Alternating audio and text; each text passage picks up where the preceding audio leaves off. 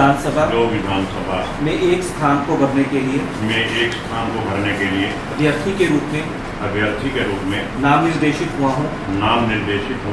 ईश्वर की शपथ लेता हूँ सत्यनिष्ठापूर्वक प्रतिज्ञान करता हूँ कि द्वारा यथास्थापित भारत के संविधान के प्रति सच्ची श्रद्धा और निष्ठा रखूंगा। मैं भारत की संप्रभुता और अखंडता को अक्षुण्ण रखूंगा।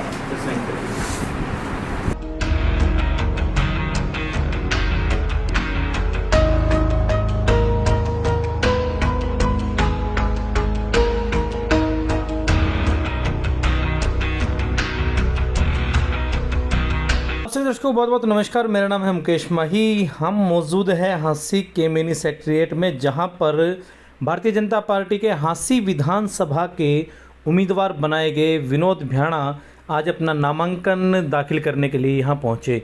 उनके साथ प्रभारी सतीश पूनिया और भाजपा नेता राजपाल यादव सहित प्रदेश प्रवक्ता नेहा धवन और अन्य कई स्थानीय नेता भी मौजूद रहे। लेकिन ये देखने वाली बात है कि अभी तक हांसी क्षेत्र से किसी ने नामांकन नहीं भरा है। किसी भी दल या किसी भी व्यक्ति के द्वारा पहला जो नामांकन है वो विनोद भ्याणा ने भरा है। अब विधायक ने अपना जो नामांकन है वो दर्ज कर दिया है, कार्यालय खोल दिया है, लेकिन कहीं ना कहीं कांग्रेस जो है इस मसले पर पिछड़ती हुई नज़र आ रही है। अब देखने वाली बात यह होगी कि क्या 8 अक्टूबर को भी विधायक विनोद भ्याणा पहले नंबर पर रहते हैं या कांग्रेस इस मामले में अपनी बाजी मारेगी। विधायक से बात करेंगे। प्रभारी सतीश पूनिया यहाँ पहुँचे हैं, उनसे भी बात करेंगे कि नामांकन के दौरान उनका क्या कहना है। सबसे पहले तो मैं धन्यवाद करता हूँ हमारे प्रांत के भारतीय जनता पार्टी के प्रांत के प्रभारी श्री सतीश पूनिया जी का, जो अपना कीमती समय निकाल करके आज यहाँ मुझे अपना आशीर्वाद देने और अपनी हाजिरी में मेरा नामांकन पत्र भरवाने आए हैं। मैं इनका अपनी तरफ से, पूरे हांसी हल्का की तरफ से बहुत बहुत धन्यवाद करता हूँ। आज जैसा कि आप जानते हैं कि भारतीय जनता पार्टी ने, शीर्ष नेतृत्व ने मुझ में विश्वास व्यक्त करके मुझे यहाँ से भारतीय जनता पार्टी की टिकट पर चुनाव लड़वाने का फैसला किया है। मुझे आदेश दिया है कि आप भारतीय जनता पार्टी के कैंडिडेट बनके हांसी की जनता के बीच में जाओ। मैं अपने आप को सौभाग्यशाली मानता हूं कि हिंदुस्तान की सबसे बड़ी राजनीतिक पार्टी ने मुझे यहां विधानसभा की लड़ाई लड़ने के लिए मेरे पे विश्वास व्यक्त किया है। मैं शीर्ष नेतृत्व का बहुत बहुत आभार व्यक्त करता हूं। और जैसा कि आप सभी जानते हैं कि पिछले 5 वर्ष में भारतीय जनता पार्टी की सरकार ने पूरे प्रदेश में सबका साथ सबका विकास, हरियाणा एक हरियाणवी एक के तहत पूरे हरियाणा प्रांत में समान रूप से विकास करवाया है। और मैं समझता हूं कि उस विकास की कड़ी में हांसी ने भी अपना नाम बहुत अच्छे से दर्ज करवाया है। आज हांसी में बहुत बढ़िया वाला विकास हुआ है, जिसकी विरोधी लोग भी दबे कंठ में चर्चा करते हैं।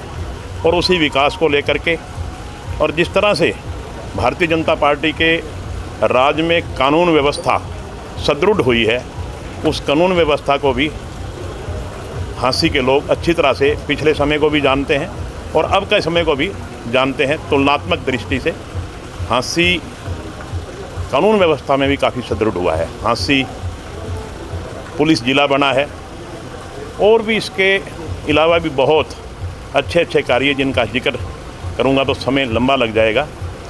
तो इन सारे बातों को मद्देनज़र रख करके मैं समझता हूं कि हांसी हल्का के लोग यहां से भारतीय जनता पार्टी को भारी बहुमत से जिताने का काम करेंगे और हरियाणा में तीसरी बार लगातार भारतीय जनता पार्टी की सरकार हमारे माननीय मुख्यमंत्री श्री नायब सिंह सैनी जी के नेतृत्व में बनेगी। बीजेपी में अकेले खिलाड़ी थे भ्याणा साहब आप, और कांग्रेस में 44 लोग हैं, भी टिकट अनाउंस हुई है, कैसे देखते हैं? देखिए, आज भारतीय जनता पार्टी का पूरे प्रदेश में डंका बज रहा है और कांग्रेस पार्टी की तबीयत इतनी बिगड़ी हुई है कि वो जल्दी से फैसला ही नहीं कर पा रहे कि हम मैदान में उतारें किसको।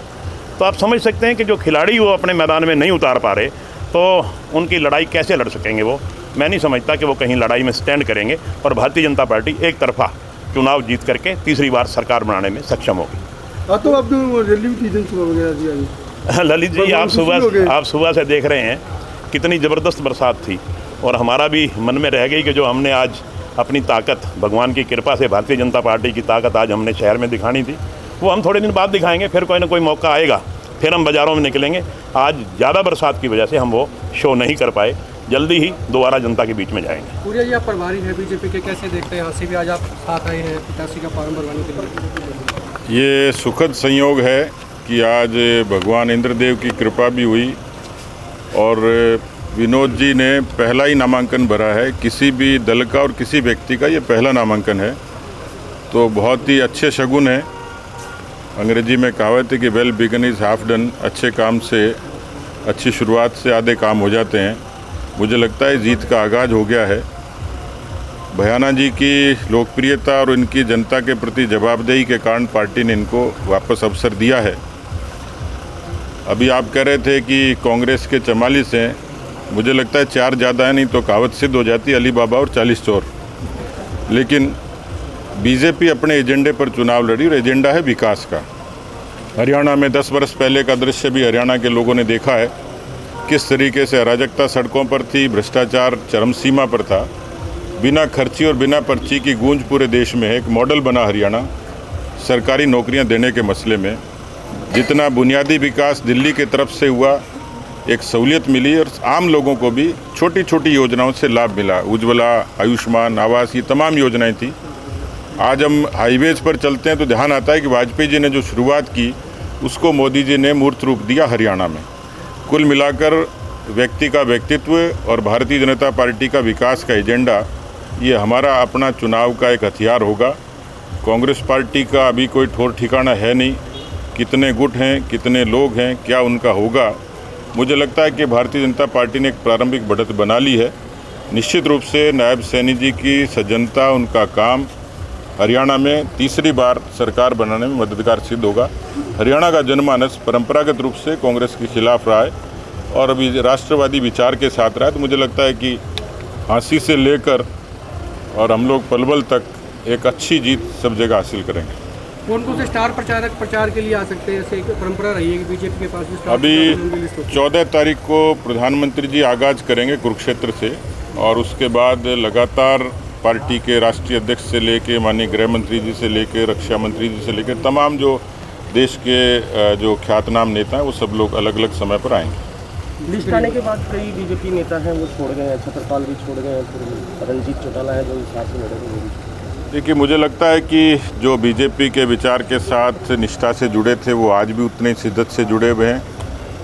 बहुत लोग ऐसे हैं कि जो अवसर के हिसाब से उन चीज़ों का आकलन करते हैं, लेकिन मुझे लगता है कि बीजेपी बहुत ज़मीनी पार्टी है, वैचारिक पार्टी है। इसलिए भारतीय जनता पार्टी का कार्यकर्ता नेता एकजुट है और वही हमारी ताकत है। इसलिए बहुत लोगों को राजनीति और अवसर रास नहीं आता, इसलिए अपना रास्ता बदल लेते हैं। लेकिन बीजेपी में एक खूबी है, यहाँ के कार्यकर्ता उसकी ताकत है, इसलिए वो ताकत पार्टी को और ज़्यादा पुष्ट करती है। मुझे लगता है कि बीजेपी में कुछ अपवाद होते होंगे, लेकिन जिस तरीके से दूसरे दलों की स्थिति है वो मुझे लगता है कि बहुत ज़्यादा खराब है। उनका प्रदर्शन भी उसी तरीके का होगा। मुझे लगता है इन चीज़ों से बीजेपी पे कोई फ़र्क नहीं पड़ने वाला।